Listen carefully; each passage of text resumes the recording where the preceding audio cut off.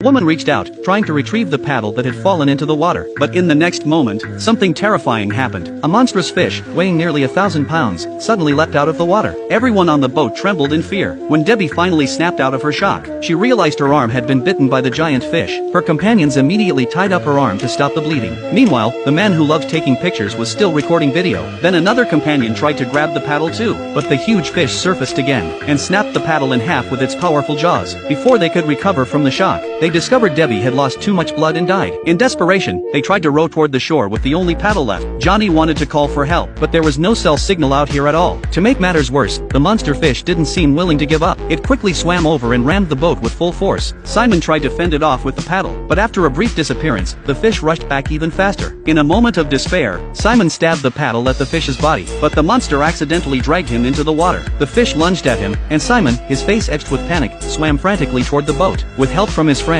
he finally managed to climb aboard at the very last second. But the furious giant fish crashed into the boat again. Now it felt like everything was doomed. Not only was their last paddle destroyed, but the hull started leaking from the impact. They were left drifting in the middle of the lake, while Zeke was still filming. Another person, in a fit of anger, couldn't help but slap him. The enormous monster fish continued to circle around them, ready to launch another attack at any moment. They started to realize that waiting any longer would mean death for all of them. In desperation, Zeke came up with a plan. They could use Debbie's body as bait, to distract the fish, and try to row away while it was diverted. No one wanted to do it, but they had no other choice, so they threw Debbie's body into the water. The heavy smell of blood immediately attracted the monster fish, which quickly dragged her body into the depths of the lake. The others seized the opportunity and rowed frantically with the boat itself, but with no paddle, and the boat starting to flood. They could barely move. Right at that moment, Zeke saw in horror that the monster fish had finished its meal, and was swimming straight toward them.